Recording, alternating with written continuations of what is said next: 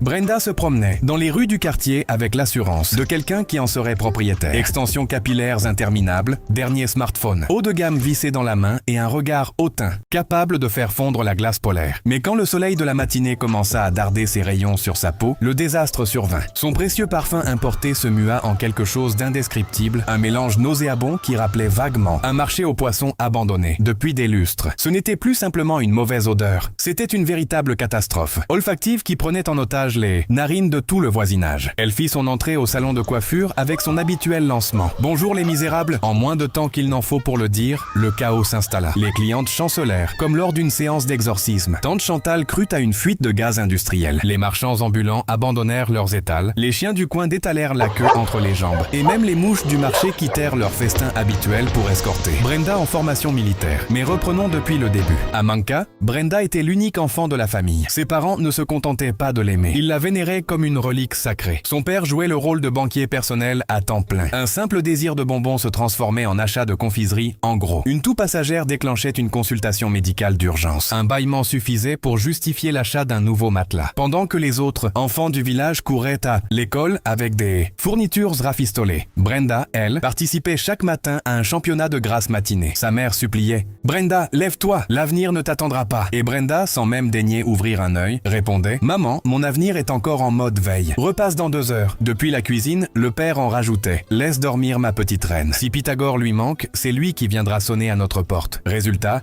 la tête de Brenda était aussi vide que les promesses d'un politicien en campagne. Elle traversait le village comme si elle avait breveté l'air ambiant. Même les chèvres suspendèrent leurs repas à son passage pour ne pas déranger la star. Au marché, elle bouscula un jour une vieille dame sans la moindre gêne. « Pousse-toi !» Tu gâches l'arrière-plan de mes photos. Quand les anciens venaient se plaindre, le père sortait les billets pour étouffer l'affaire. Pardonnez-la. Ma fille a une allergie chronique au contact de la misère. Il avait remboursé tant de dégâts causés par Brenda qu'il aurait pu ouvrir une boutique de réparation, rien qu'avec les factures accumulées. Un matin, le père décida de prouver qu'il était encore un homme vigoureux en grimpant à un palmier pour récolter du vin de palme, probablement pour financer le énième achat de perruques de sa fille. Mais le palmier avait visiblement d'autres projets pour cette journée-là. La chute fut spectaculaire, au point que les oiseaux durent se disperser pour lui laisser le passage. Le guérisseur tenta tout ce qu'il savait, mais les ancêtres semblaient avoir décidé de garder cet homme qui avait trop choyé son enfant. Brenda pleura avec une intensité qui émut tout le village. « Regardez comme elle aimait son père », murmuraient les uns. Ce qu'ils ne remarquèrent pas, c'est qu'elle pleurait en direct sur Facebook, téléphone grand ouvert, et ses larmes s'évaporèrent instantanément le jour où elle ouvrit le tiroir paternel et comprit que le guichet automatique familial venait de fermer définitivement. Sans son mécène personnel pour éponger ses dépenses, les tenues luxueuses de Brenda commencèrent à montrer leur état réel. Ses robes prétendument, venues de Dubaï, avaient tant de trous qu'on aurait pu les utiliser comme passoire à légumes. Sa mère, lasse de voir sa fille, contemplait une assiette, vide en attendant qu'un miracle y fasse apparaître du poisson grillé, trancha. « Ma fille, ton crédit ici est épuisé. Tu vas en ville chez ta tante Chantal. Prépare tes affaires, le bus part demain à l'aube. » Le jour du départ, Brenda monta dans un vieux car, poussiéreux qui sentait le bétail et le carburant frelaté. Mais elle était installée côté fenêtre, le menton fièrement relevé, grignotant ses cacahuètes avec la nonchalance d'une impératrice. Elle jeta un dernier regard à sa mère, à travers la vitre, et murmura avec une tranquillité déconcertante. « Ne t'inquiète pas, maman. La ville ignore encore ce qui l'attend. » À la gare routière, au milieu des nuages, noirs des pots d'échappement, qui lui offraient un maquillage fumé gratuit, Brenda s'attendait à trouver un chauffeur tenant une pancarte à son nom. Elle trouva à la place tante Chantal, sac de marché élimé au bras et regard aussi accueillant qu'une porte de prison. « Brenda, attrape tes affaires et bouge-toi. On n'est pas à un défilé ici. Le soleil cogne et il y a du travail. » Chez tante Chantal, ce n'était pas une maison ordinaire. C'était un camp d'entraînement militaire. À 4 heures du matin, pendant que Brenda signait des autographes imaginaires dans ses rêves, la tante tambourinait sur une vieille bassine en métal. « Debout! Le sommeil ne règle pas les factures. Ici, qui ne travaille pas ne mange pas. Même pas l'odeur du repas. » Au salon de coiffure, Brenda traînait des pieds comme si chaque pas lui coûtait une fortune. Ses bévues se succédaient avec un naturel désarmant. Elle posa un casque chauffant sur la tête d'une cliente, le régla à puissance maximale et alla s'installer dehors pour scroller sur TikTok. La fumée apparut peu après. L'odeur de cheveux brûlés envahit tout le quartier. Une autre cliente commanda des tresses fines et précises. Brenda en réalisa 3 grosses tordues, comme des tubercules, et s'arrêta au milieu du travail. Elle toisait les clientes avec condescendance. « Vos cheveux rebelles comme des racines d'igname oubliées en brousse ne méritent pas mes mains de fée. » Tante Chantal serrait les dents en voyant sa clientèle fondre comme neige au soleil. « Brenda, au minimum, nettoie ce salon. » Brenda attrapa un balai, fit semblant de balayer 3 grains de poussière et posa pour un selfie devant le miroir. Ce fut la goutte de trop.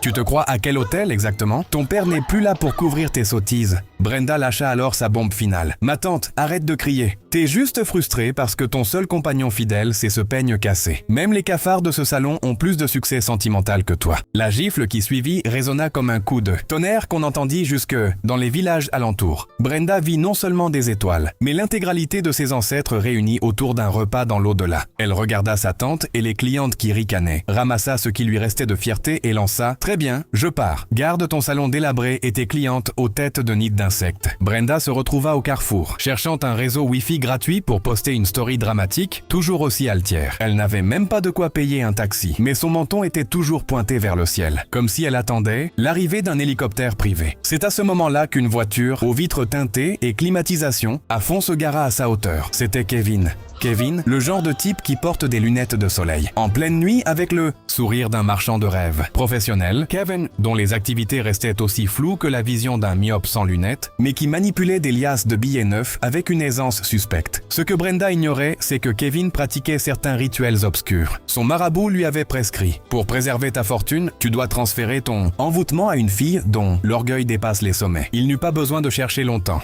Hé, la princesse, pourquoi une beauté comme toi marche sous ce soleil qui abîme le teint? Monte, je vais t'initier à la vraie vie. Brenda aperçut les sièges en cuir et monta dans ce véhicule, plus vite qu'un moustique affamé. Pendant une semaine, ce fut le grand luxe.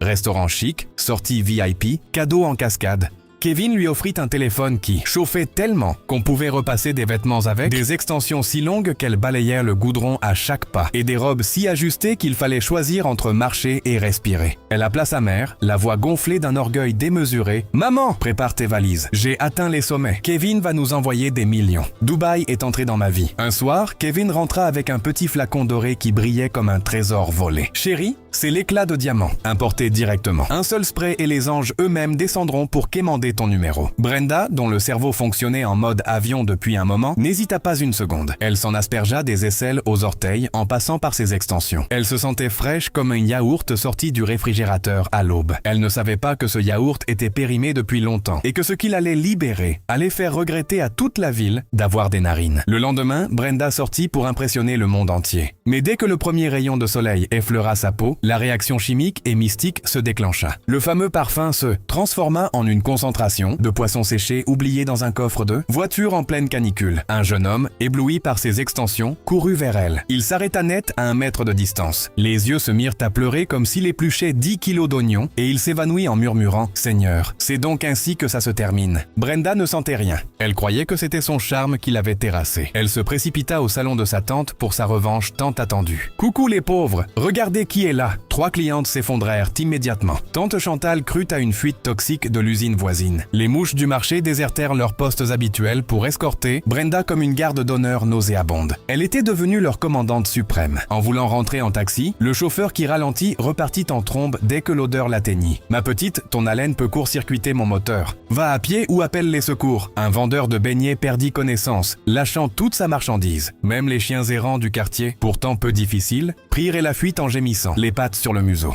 En voulant rentrer en taxi, le chauffeur qui ralentit repartit en trombe dès que l'odeur l'atteignit. « Ma petite, ton haleine peut court-circuiter mon moteur. Va à pied ou appelle les secours. » Un vendeur de beignets perdit connaissance, lâchant toute sa marchandise. Même les chiens errants du quartier, pourtant peu difficiles, prirent la fuite en gémissant, les pattes sur le museau. Elle arriva finalement chez Kevin en larmes. Elle s'attendait à être consolée, mais trouva Kevin en bas de sa villa. Une autre femme à son bras, rayonnante comme Brenda l'était. Encore une semaine plus tôt, dès qu'elle s'approcha, il la regarda avec un mépris glacial. Sans un mot d'avertissement, il attrapa un seau d'eau croupi qui traînait près du caniveau et le lui renversa sur la tête en ricanant. « Tiens, voilà un bain gratuit. » Puis il jeta un billet au sol. « Achète-toi du savon et disparais. Tu croyais vraiment qu'une fille dont le seul capital, c'est l'arrogance, pouvait retenir un homme comme moi. Tu sens la décomposition et c'est exactement ce que tu es devenu. » Elle s'enfuit, le cœur en morceaux, laissant le billet souillé dans la boue. Elle tenta de monter dans le bus pour Manka, mais avant même d'atteindre la porte, les passagers hurlèrent « Dehors! Tu vas contaminer tout le car !» Le chauffeur la poussa sans ménagement sur le côté. Pour la première fois de sa vie, Brenda se retrouva véritablement seule. Son menton, si longtemps pointé vers le ciel, s'abaissa. Elle regarda ses mains autrefois si soignées, maintenant tremblantes, et se mit à marcher. 1 jour, 2 jours,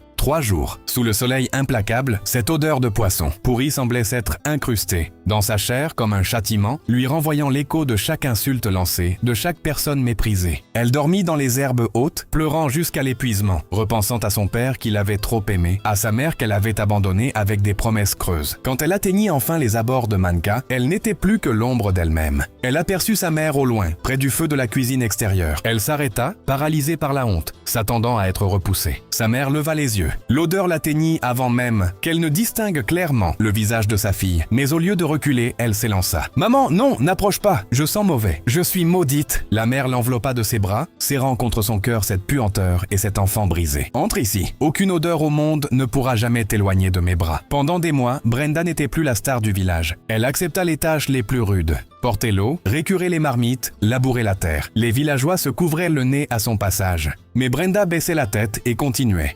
Un soir, la vieille, guérisseuse qu'elle avait bousculée au marché, jadis vint la trouver et lui tendit une calebasse, remplie d'une infusion de racines amères. « Le parfum n'était pas seulement sur ta peau, ma fille. Il avait pénétré jusqu'à ton âme. L'odeur ne disparaîtra que lorsque ton cœur se sera transformé. » Brenda but cette amertume sans se plaindre. Et petit à petit, à force de labeur et de service aux autres, l'odeur de poisson pourri se dissipa. Elle devint d'abord une senteur de terre humide, puis simplement une odeur de peau propre. Un matin, en se réveillant, Brenda réalisa que les mouches n'étaient plus là. Le silence était revenu. Elle n'était plus la diva de Dubaï, mais elle était enfin elle-même. Après sa guérison, elle retourna en ville et s'agenouilla devant le salon de sa tante pour présenter ses excuses. Tante Chantal vit dans ses yeux une lumière qu'aucun bijou ne pouvait égaler. Elle lui tendit le peigne. Pendant 2 ans, Brenda fut la première arrivée et la dernière à partir. Ses mains devinrent expertes, métamorphosant chaque chevelure en une couronne. Elle n'apprenait plus seulement à coiffer. Elle apprenait à respecter les gens. Le jour de l'inauguration de son propre salon, elle croisa une silhouette déguenillée près d'une poubelle, un homme qui parlait seul à un flacon vide. C'était Kevin, le piège dans lequel il avait fait tomber d'autres l'avait finalement rattrapé. Brenda s'arrêta un instant, regarda cet homme qui l'avait brisé, puis monta dans sa voiture sans un mot, sans haine, et poursuivit sa route. Le passé n'avait plus d'emprise sur elle. Elle sentait enfin la liberté. L'arrogance est un parfum qui finit toujours par se retourner contre celui qui le porte. La vraie valeur d'un être humain ne se mesure pas à la marque de son téléphone, ni à la longueur de ses extensions, mais au respect qu'il accorde à ceux qui l'entourent. On peut tromper le monde avec des apparences, mais ce qu'on a vraiment dans le cœur finit toujours par transparaître.